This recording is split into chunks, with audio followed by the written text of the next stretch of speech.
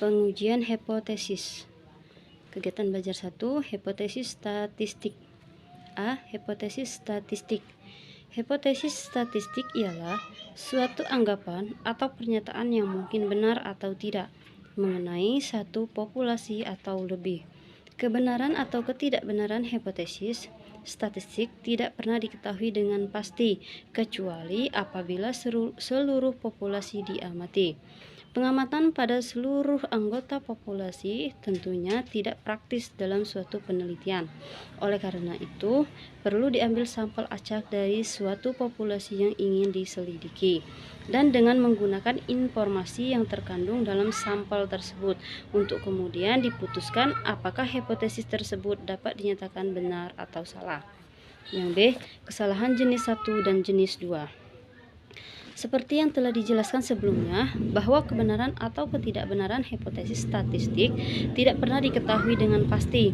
Oleh karena itu, terdapat dua kemungkinan kebenaran atau ketidakbenaran hipotesis statistik, yaitu penolakan terhadap hipotesis 0 atau H0, padahal hipotesis tersebut benar dan biasa disebut dengan kesalahan jenis 1. Dan penerimaan terhadap hipotesis 0, H0, pada hipotesis tersebut salah, yang biasa disebut dengan kesalahan jenis 2. Yang C. Pengujian hipotesis statistik. Langkah-langkah dalam melakukan pengujian hipotesis adalah sebagai berikut. 1. Merumuskan hipotesis statistik. Seperti yang telah dijelaskan sebelumnya, dalam merumuskan hipotesis yang perlu diperhatikan adalah hipotesis yang dirumuskan dengan harapan untuk ditolak disebut hipotesis 0 dan dinyatakan dengan H0. Sedangkan hipotesis yang dirumuskan dengan harapan untuk diterima disebut hipotesis tandingan dan dinyatakan dengan HI. Yang 2, menentukan taraf signifikan. Penentuan taraf signifikan atau A disesuaikan dengan tingkat risiko yang akan dihadapi dalam menarik kesimpulan. Misalnya, jika seorang dokter ingin mengetahui keampuhan dari suatu obat yang dimiliki efek samping terhadap kematian, maka harus ditentukan nilai. Namun berbeda dengan penelitian yang dilakukan oleh seorang guru dalam menguji keefektifan suatu metode pengajaran. Ia cukup memilih nilai A sama dengan 5%. Bahkan ada juga yang beberapa kalangan memperbolehkan penentuan nilai A hingga 25%. Yang ketiga, menentukan daerah kritis. Penentuan daerah kritis disesuaikan dengan rumusan hipotesis statistik, nilai A, dan distribusi dari data sampel yang diperoleh. Rumusan hipotesis statistik diperlukan dalam menentukan daerah penolakan atau penerimaan HO. Distribusi dari data sampel diperlukan untuk menentukan nilai kritis dengan bantuan tabel standar, dan distribusi yang bersesuaian seperti kurva normal baku, kurva distribusi Q kuadrat, dan kurva distribusi F. Yang keempat, menghitung nilai statistik. Penguji hipotesis statistik yang kita rumuskan dapat dilakukan dengan menghitung nilai statistik dari data sampel untuk kemudian dibandingkan dengan nilai kritisnya. Yang D, uji Eka arah dan Dwi arah.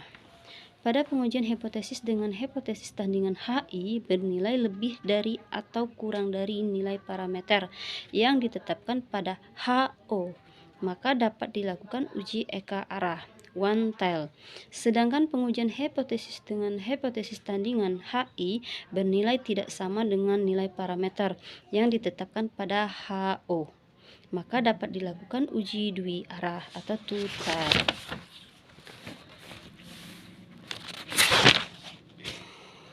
Pengujian hipotesis yang disajikan pada contoh 8.4 dan contoh 8.5 di atas merupakan uji Eka arah, sedangkan pengujian hipotesis yang disajikan pada contoh 8.6 di atas merupakan uji dwi arah. Uji dwi arah biasanya dilakukan apabila tidak ada teori yang mendukung bahwa nilai statistik akan lebih atau kurang dari penilaian parameter dugaan.